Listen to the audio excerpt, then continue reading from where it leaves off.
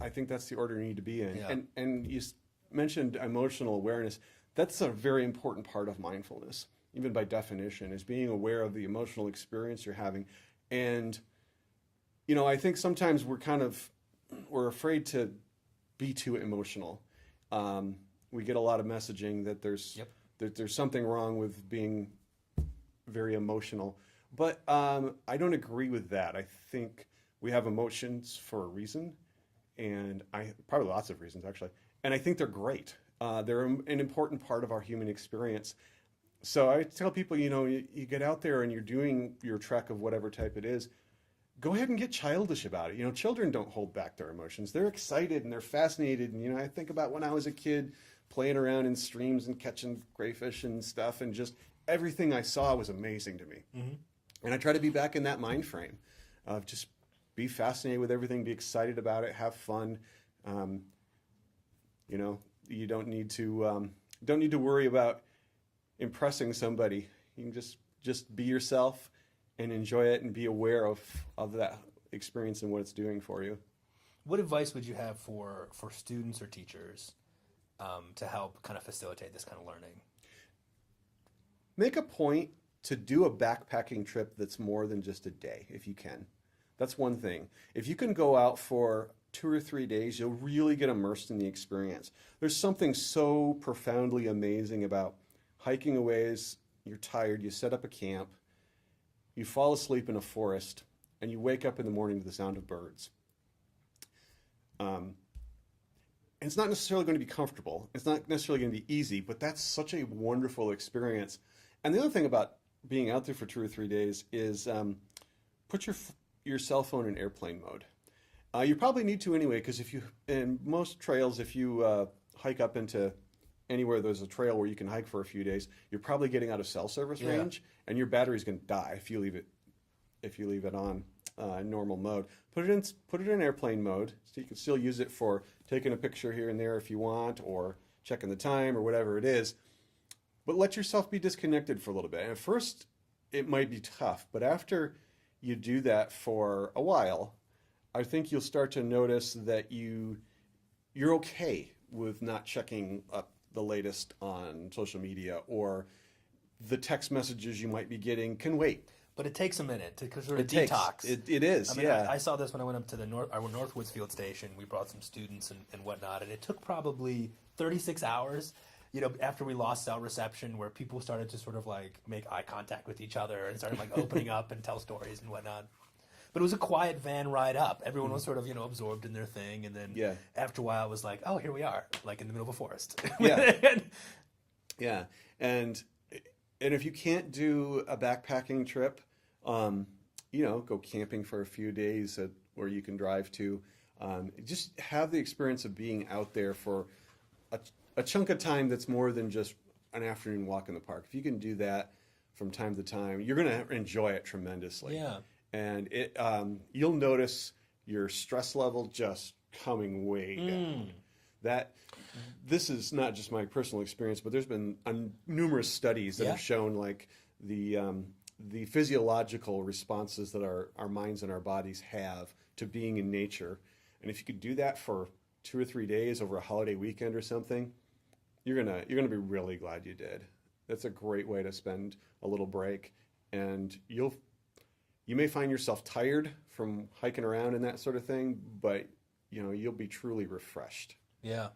Well, it's just a wonderful. I was just going to go there with the research on being in nature and whatnot, and it's almost a parallel. We're talking about mindfulness training and whatnot to meditation, and what we've seen with research on meditation in terms of stress reduction and improve like social emotional intelligence and whatnot. So I think that's a really cool space for students, but it does something that being in nature and going on these treks does something that meditation doesn't do. Especially as a group activity, it's tough to do group meditation. It's sort of by definition a kind of introspection and whatnot. So I think what you've brought over the last few weeks, I think has been pretty powerful. I saw that you had answered some questions before about some of the highlights of your experience. Yeah, I hope it's been powerful. It's been powerful for me. So I hope that's been reciprocal. I hope that people that I've been able to interact with are taking something away from what I've been sharing. one comment, just back up just a moment Sure. for where we were. The idea of meditation, I recommend do both.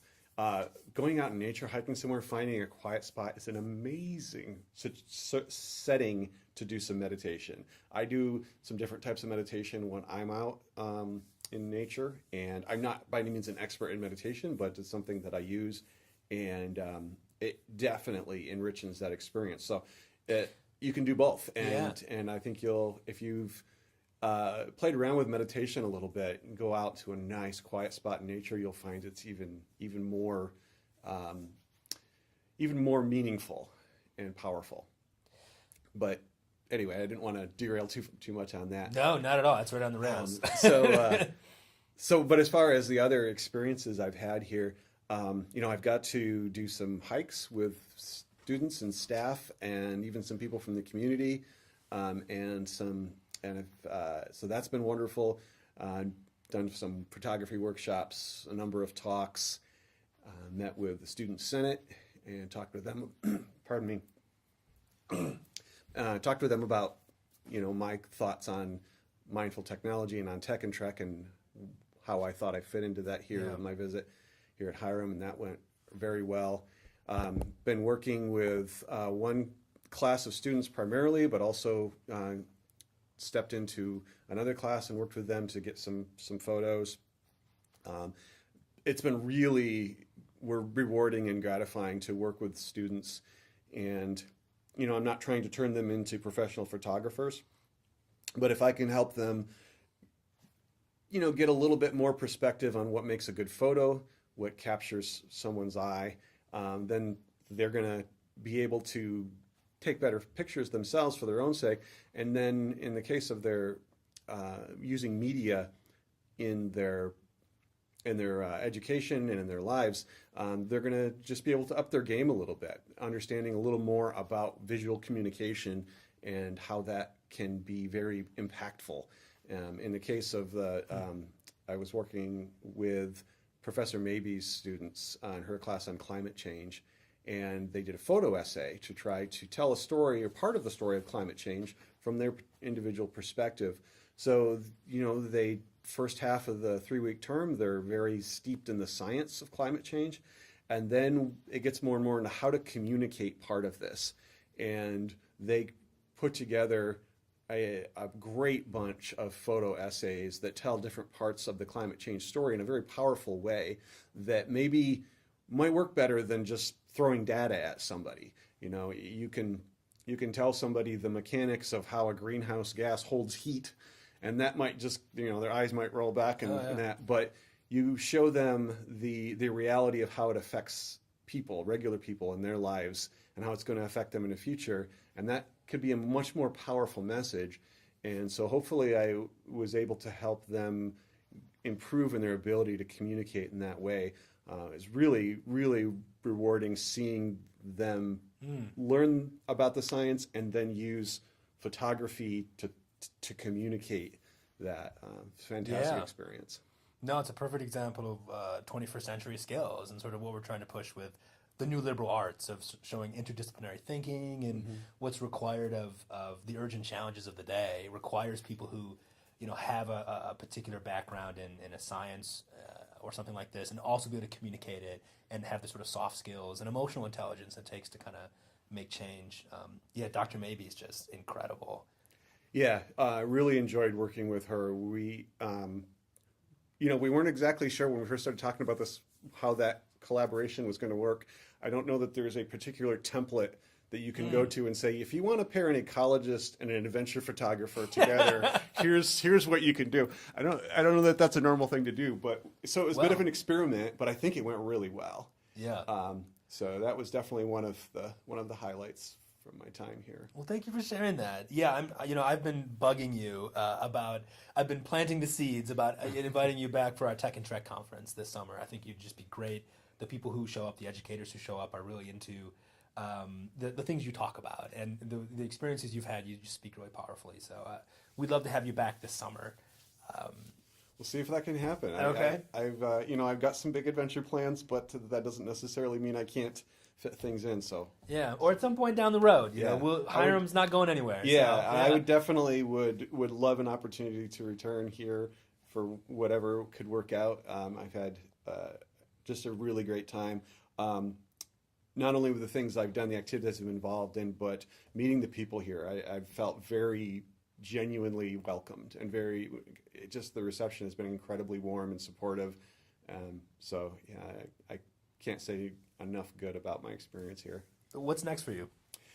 I'm going to be starting some planning for Continental Divide Trail, Okay. which is my next big hike, and that is a trail that goes from there's New Mexico, Colorado, Wyoming, Idaho, Montana. It'll be my longest hike yet, over 3,100 miles. Whoa. And so for perspective, that's about like walking from New York to San Diego. So that'll be a challenge. So that's going to be a big part of my time here in the next few months. And I want to continue to do the things that I've been able to do here at Hiram and bringing my connection with nature and with outdoor adventure to people in a way that hopefully inspires them to get excited about having some adventures. And maybe they're not going to hike a long trail, but maybe they'll get out there a little bit more and explore some of the green spaces in their own area, parks they haven't been to, or do a backpacking trip over a long holiday weekend. If I heard that was the only impact, was somebody said, you know what, I'm going to go hiking this afternoon. I haven't done that in a long time. Then it's all worth it. If nothing else, just seeing people get out there and reconnecting. Yeah, wonderful. I mean, that was going to be my next question. What would be your final? Do you have a final message or a final sort of call to action? Yeah, we live in an amazingly beautiful world. I use the phrase "beauty is everywhere" in all of the stuff. I have a Facebook page by that name, and I have, when I put photos on social media, I tag them almost always with the phrase "beauty is everywhere," and I really believe that. If we get out there and look at and explore our world a little bit, you will find beauty everywhere. You'll find it in the amazing views you can have when you get to the top of a hill that you've put the effort into climbing. You'll find it in small little living things alongside the trail, or even growing next to the sidewalk by your house. And you'll find it in people. I've had a lot of stories I've shared while I've been here about amazing experiences with people that I've had along the way, like meeting Dr. Varlata and her husband in California. And that's just one. There's been so many incredible people I've met along the way. And that's all part of that beautiful experience as well. So go out there, see the beauty that's out there, because there's lots of it. Wonderful. Well, thanks again for being with us, and hope to see you again here at Hiram. Thank you. There you have it, ladies and gentlemen. Dan Dodge, adventurer and artist in residence at Hiram College for the fall 2018 3-week semester. For more on what's happening at Hiram College, visit hiram.edu. Shoot us a message directly at techandtrek@hiram.edu if you're interested in what's happening over in learning technologies, and thanks for tuning in.